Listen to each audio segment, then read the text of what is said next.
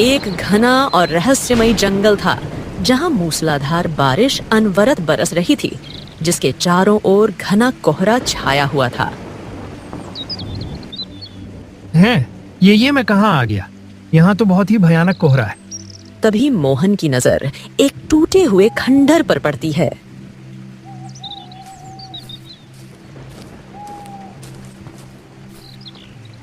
अरे ये तो कोई पुराना खंडहर लगता है। मोहन खंडहर के अंदर जाता है, जहां एक टूटी हुई सुंदर स्त्री की मूर्ति रखी होती है। अरे बाप रे, यह तो किसी सुंदर स्त्री की टूटी हुई मूर्ति है। ऐसा लगता है जैसे किसी स्त्री को किसी ने जीवित अवस्था में ही पत्थर बना दिया हो, और समय के साथ यह मूर्ति भी देखो कैसे टूट गई है। ओ हो, काश मेरे पास अभी काम का सामान होता तो मैं इस अधूरी मूर्ति को पूरा कर देता। वाह, एकदम अद्भुत लगती है। तभी अचानक मूर्ति के अंदर से आवाज आती है, मैं यही चाहती हूँ, मुझे पूरा करो। केवल तुम ही हो जो मुझे पूरा कर सकते हो। हे भगवान, ये मूर्ति भला बोल कैसे सकती है? तुम संसार के सबसे अच्छे मूर्तिकार हो, मुझे पूरा करो, पूरा करो। कुछ देर में यह आवाज पूरे जंगल में गूंजने लगती है और मोहन बेहोश होकर गिर जाता है। अगले ही पल मोहन की आंख खुलती है और वो अपने घर में होता है। अरे बाप रे बाप, कितना भयानक सपना था। ओहो, ये मैं क्या देख रहा था? उसके सामने एक पिंजरे में बंद तोता बोल पड़ता है। लगता है तुम कोई बहुत खास सपना देख रहे थे। तुम सोते हुए बड़बड़ा भी रहे थे। अरे कुछ खास नहीं मिट्ठू, अब क्या कहूँ, बहुत ही डरावना सपना था। मैंने खुद को कोहरे से भरे जंगल में देखा और वहां एक टूटा हुआ खंडहर था, और खंडहर में एक सुंदर स्त्री की टूटी हुई मूर्ति थी। और पता है, अचानक से वो मूर्ति मुझसे बात करने लगी। कभी कभी सपनों में सच्चाई भी दिखती है। हो सकता है कि ऐसी कोई मूर्ति और खंडहर वास्तव में मौजूद हो। मोहन मुस्कुराता है और पिंजरा खोल देता है। तोता उड़कर बाहर आता है। अरे मेरे प्यारे मिट्ठू, जब से तुम मेरे जीवन में आए हो ना, आधा अकेलापन तो वैसे ही दूर हो गया, वरना मुझ जैसे गरीब मूर्तिकार को गांव में कोई पूछता भी नहीं। हाँ, लेकिन मेरे आने के बाद तुम्हारा खर्चा भी तो बढ़ गया है ना। मैं देखता हूँ तुम कितनी मेहनत से मूर्तियां बनाते हो, फिर भी तुम्हारी मूर्तियां कोई नहीं खरीदता। बड़ी मुश्किल से घर चलाने लायक पैसा आता है तुम्हारे पास, और उसमें से भी हिस्सा मुझे देना पड़ता है। अरे मुझे इसकी कोई परवाह नहीं है मिट्ठू। मुझे तो आज भी वो दिन याद है जब मैं गरीबी से तंग आकर जंगल चला गया था। मोहन गुस्से में जंगल की ओर जा रहा था। जैसे ही वो जंगल के अंदर बढ़ा, एक भारी आवाज उसके कानों में टकराई। कौन हो तुम, और इतने गुस्से में जंगल के भीतर क्यों बढ़ते जा रहे हो? क्या तुम्हें नहीं पता, यहाँ भयानक जीव रहते हैं जो तुम्हें खा जाएंगे। मोहन ने जैसे ही पीछे देखा, एक वृक्ष के नीचे एक साधु बैठा हुआ उसे घूर रहा था। हाँ, तो बहुत अच्छा होगा साधु महाराज, कम से कम किसी जीव का भला तो होगा। जीते जी तो मैं किसी काम ही नहीं आया। गांव वाले मुझे अनाथ कहकर चिढ़ाते हैं, मनहूस कहते हैं कि मेरे आने से ही मेरे माँ बाप चल बसे। मैं किसी काम का नहीं हूँ। हाँ, लगता है कि तुम अपने जीवन से बहुत परेशान हो। हाँ महाराज, मैं मूर्तिकार हूँ, किसी भी इंसान की हूबहू मूर्ति बना सकता हूँ। फिर भी कोई मेरी कला की कदर ही नहीं करता। मेरी बनाई मूर्तियां कोई नहीं खरीदता। समझ नहीं आता भगवान ने मुझे ये कला क्यों दी है। निराश मत हो पुत्र, अगर भगवान ने तुम्हें यह कला दी है तो इसके पीछे कोई ना कोई कारण अवश्य है। बस अभी तुम्हारे समझने का समय नहीं आया। साधु ने इतना कहा ही था कि मोहन की नजर एक घायल तोते पर पड़ी। अरे ये तोता तो घायल है। मेरा जंगल में कोई दोस्त नहीं है। हर बार कोई जानवर मुझ पर हमला कर देता है। कोई तोता मुझसे दोस्ती नहीं करता। तू अब चिंता क्यों करता है? आज से हम दोनों दोस्त हैं। मैं तुझे अपने घर ले जाऊंगा और तेरा इलाज करूंगा। हाँ, चलो, तुम्हारे अकेलेपन का एक साथी तो मिल गया, और हो सकता है कि यही साथी आगे चलकर तुम्हारा भाग्य बदल दे। इतना कहकर साधु वहां से रहस्यमय अंदाज में चला जाता है।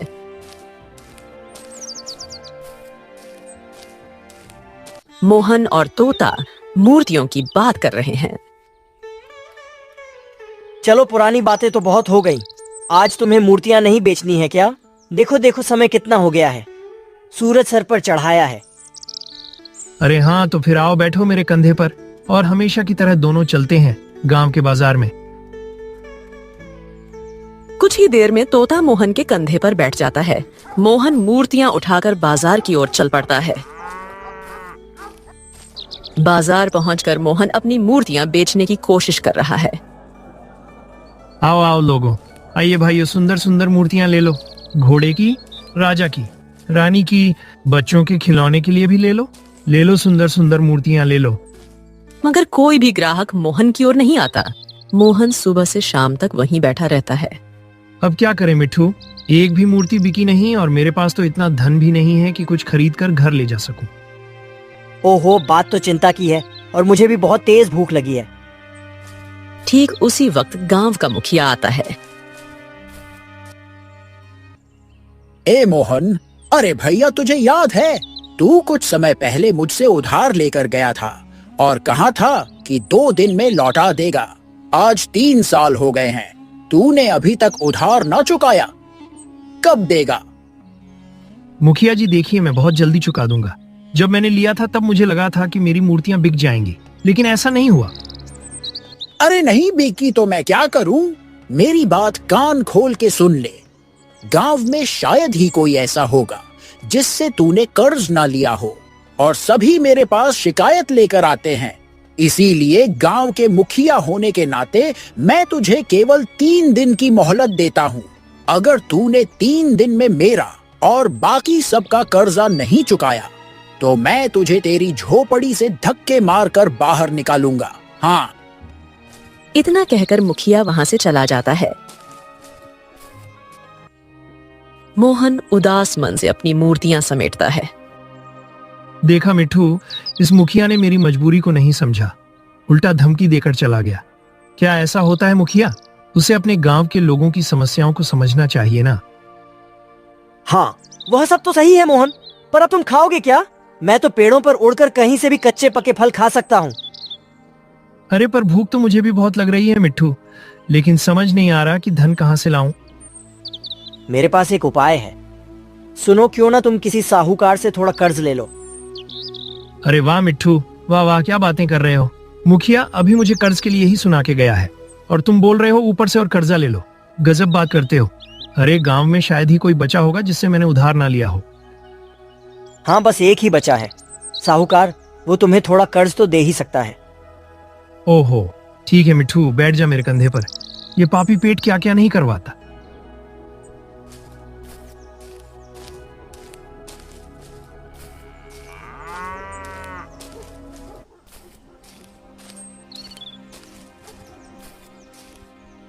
मोहन और तोता साहूकार की हवेली में खड़े होते हैं।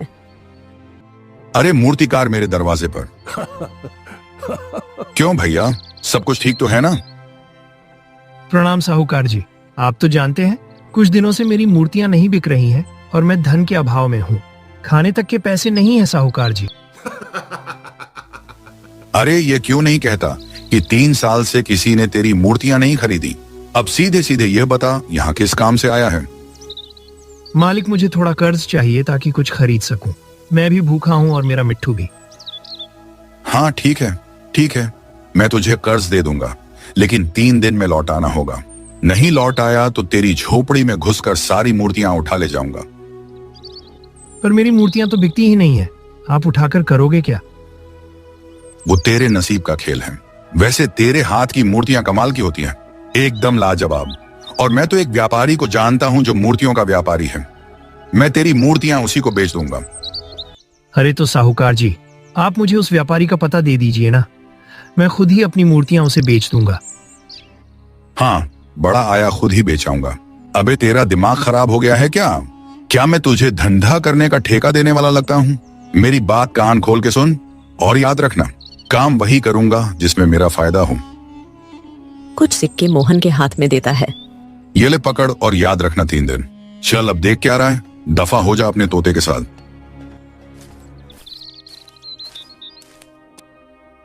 देखा मिट्ठू, इसकी अकड़ देखी। अब वैसे भी साहूकार नहीं अकड़ेगा तो कौन अकड़ेगा।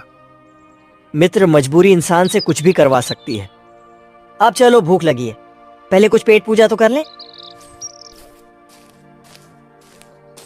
इसके बाद मोहन बाजार से कुछ आवश्यक सामान खरीदकर घर आता है।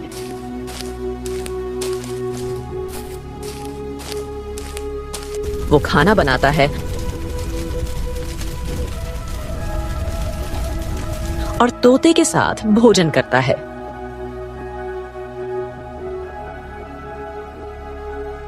खाना खाने के बाद थका हुआ मोहन लेट जाता है और कुछ ही देर में गहरी नींद में चला जाता है।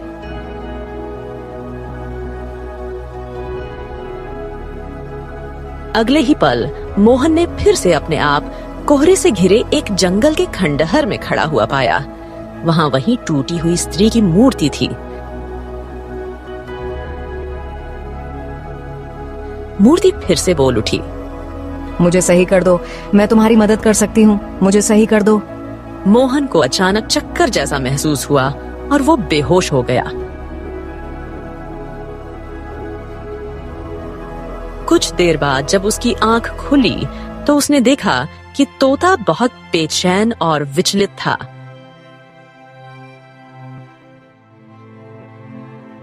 क्या बात है मिट्ठू, तुम इतने परेशान क्यों हो? अरे, मैं जो तुम्हें बताने वाला हूँ वो सुनकर तुम भी परेशान हो जाओगे। अरे, बाहर नहीं देखा क्या, कितनी मूसलाधार बारिश हो रही है। मोहन यह सुनकर चौंक गया।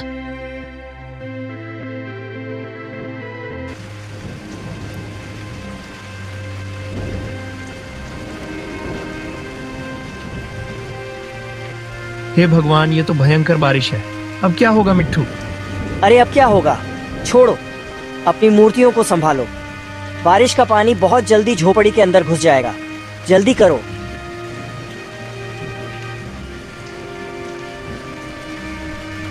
जैसे ही तोते ने यह कहा, एक जोरदार पानी की लहर आई और मोहन की सारी मूर्तियां बहा ले गईं। मोहन ने उन्हें बचाने की बहुत कोशिश की, मगर बारिश रात भर चलती रही।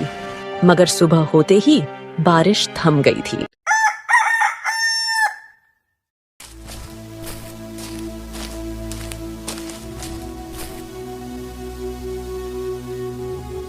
अरे, मैं तो बर्बाद हो गया मिट्ठू। कितनी मेहनत से मूर्तियां बनाई थी।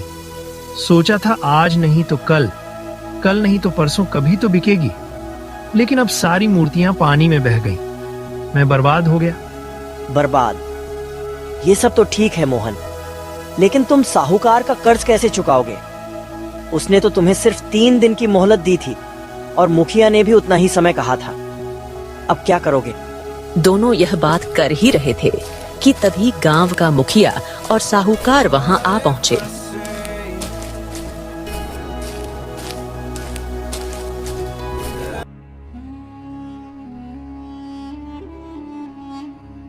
हे मोहन, जल्दी से अब मेरा कर्ज चुका, और वो भी जो तूने गांव वालों से लिया है, मैं उनकी तरफ से भी आया हूँ। चल निकाल पैसा।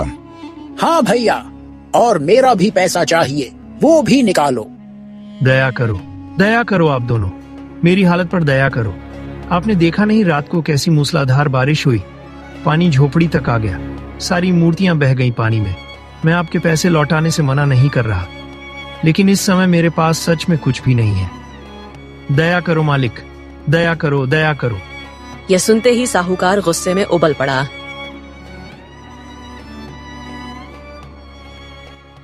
कोई दया नहीं, व्यापार में ना दया ना मोह, सिर्फ पैसों की माया चलती है भैया। सुन ले रे मोहन, मैं तुझे सिर्फ 2 दिन और दे रहा हूं। अगर तूने कर्जा नहीं चुकाया तो तेरी झोपड़ी पर कब्जा कर लूंगा मैं। ऐसे कैसे कब्जा कर लोगे? गांव के और लोगों ने भी कर्ज दिया है, कब्जा मैं करूंगा। कौन किस पर कब्जा करेगा ये तो समय बताएगा। तेरे जैसे मुखिया को सीधा करना आता है मुझे। याद रख, गांव में ऐसा कोई नहीं जिसने मुझसे उधार ना लिया हो। मैं यहाँ का राजा हूँ, राजा। अबे देख क्या रहा है, दफा हो जा यहाँ से। मुखिया ने मोहन की ओर देखा और ठंडे स्वर में कहा,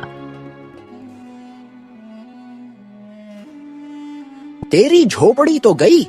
अगर 2 दिन में कर्जा नहीं चुकाया तो गांव वालों के सामने तुझे ऐसा पीटूंगा कि सारी उम्र याद रखेगा। हाँ,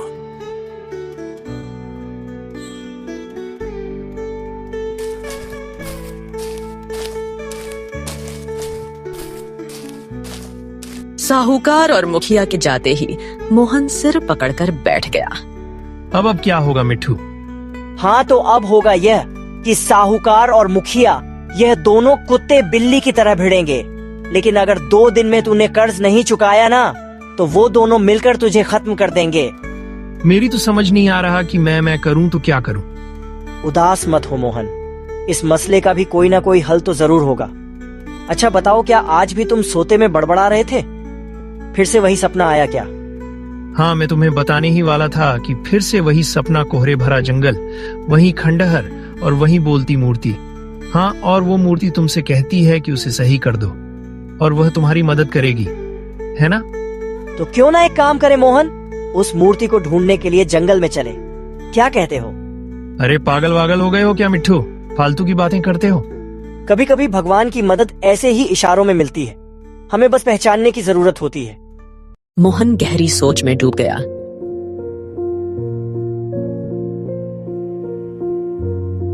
कुछ पल बाद, हाँ, शायद तुम सही कह रहे हो मिट्ठू, वो सपना साधारण नहीं लगता। चलो आज हम वही करें। मोहन और तोता जंगल की गहराइयों में निकल पड़े।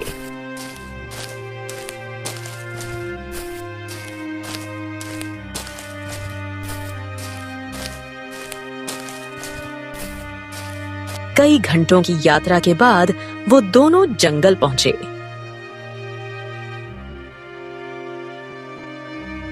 मिट्ठू सुनो, वो देखो वहां सामने कोहरा फैला हुआ है। हमें लगता है हम सही दिशा में जा रहे हैं। चलो चलो चलो, आगे बढ़ो।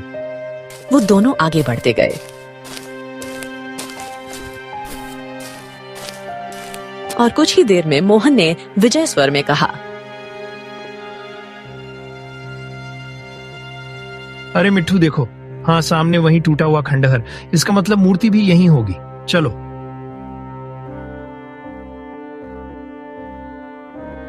इतना कहकर मोहन तोते के साथ खंडहर के अंदर चला गया।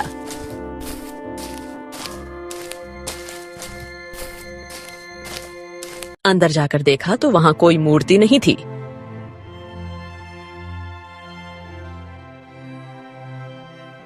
ए मिट्ठू, सपने में तो मुझे यही खंडहर दिखाई देता था। ऐसा ही कोहरा छाया रहता था, लेकिन जिस जगह मैं खड़ा था वहां एक मूर्ति भी होती थी, पर यहाँ तो कोई मूर्ति नहीं है। मोहन गहरी सोच में डूब गया।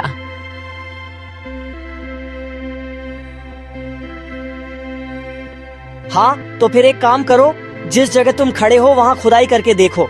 हो सकता है मूर्ति जमीन के नीचे कहीं हो। तभी मोहन को एक कुदाल दिखाई दिया। अगर यहाँ कुदाल है तो इसका मतलब मूर्ति जमीन के अंदर कहीं ना कहीं तो होगी। सही कह रहे हो मिट्ठू, रुक जाओ मैं खोदता हूँ।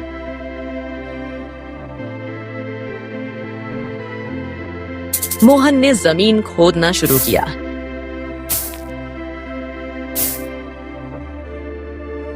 कुछ देर बाद जमीन के नीचे से एक मूर्ति निकल आई।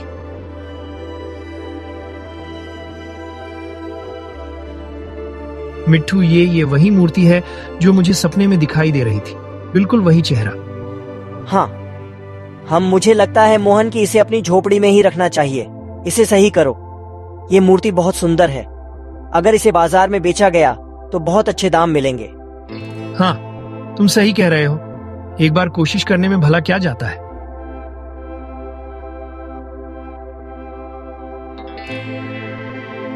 मोहन मूर्ति को लेकर अपनी झोपड़ी में आ गया।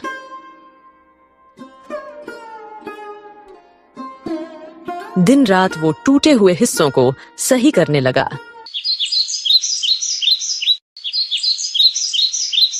ऐसे ही 2 दिन बीत गए। मोहन ने मूर्ति को ऐसा बना दिया जैसे वह पूरी तरह जीवित हो उठी हो।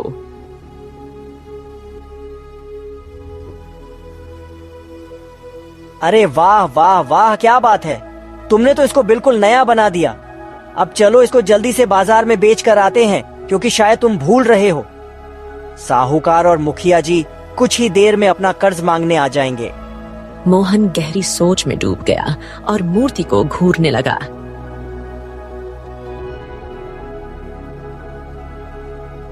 नहीं मिट्ठू, मैं इस मूर्ति को नहीं बेचूंगा। अरे 2 दिन तक मैंने इसे बड़ी मेहनत से तराशा है। ना जाने क्यों मुझे इस मूर्ति से प्रेम हो गया है। लेकिन क्यों? अरे मूर्ति से प्रेम? अरे तुम पागल वागल हो क्या, मूर्ख हो क्या? अरे देखो तो सही कितनी सुंदर मूर्ति बनी है। इसे अच्छे दाम पर बेचो, अपना कर्ज चुकाओ, नहीं तो रहोगे कहाँ, खाओगे कहाँ, नंगा नहाएगा, क्या निचोड़ेगा, क्या वाली हालत हो जाएगी।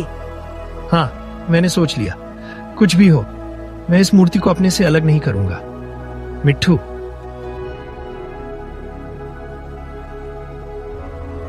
मोहन ने इतना कहा ही था कि रंग बिरंगा प्रकाश फैला और मूर्ति वास्तविक स्त्री में बदल गई। साथ ही तोता भी सुंदर युवक में परिवर्तित हो गया।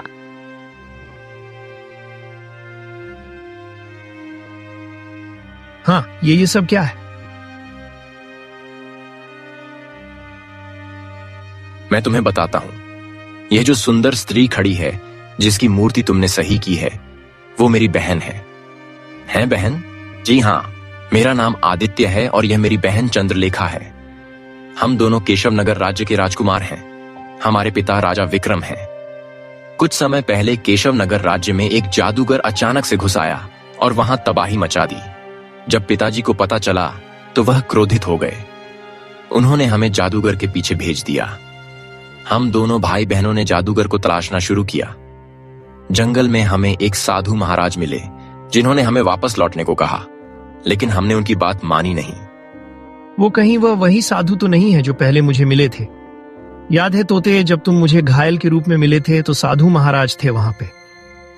हाँ, तुमने बिल्कुल सही कहा, वो वही साधु महाराज थे। हमने उनकी बात नहीं मानी और जादूगर की खोज जारी रखी। मगर जादूगर बहुत ताकतवर था।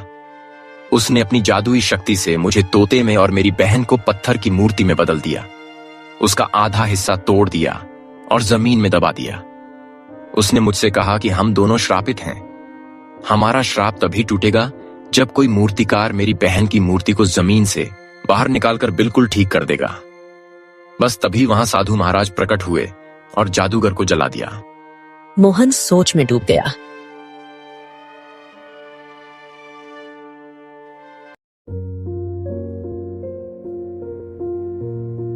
तो क्या मैं वही मूर्तिकार हूं?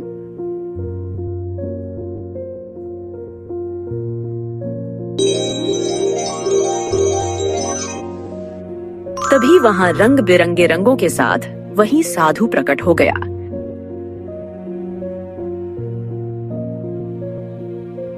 हाँ, जो सपना तुम देख रहे थे, मैं ही अपनी दिव्य शक्ति से तुम्हें दिखा रहा था बच्चे। मैं जानता था कि तुम ही हो जो चंद्रलेखा की मूर्ति को पूरी तरह से ठीक कर सकते हो।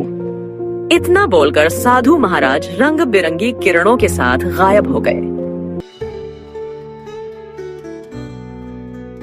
जादूगर ने कहा था कि अगर कोई मूर्तिकार मेरी मूर्ति को पूरी तरह सही कर दे और उससे सच्चा प्रेम कर बैठे, तभी हम मुक्त हो सकते हैं। तुमने मुझसे सच्चा प्रेम किया है, मैं तुमसे विवाह करूंगी। मोहन मुस्कुराया।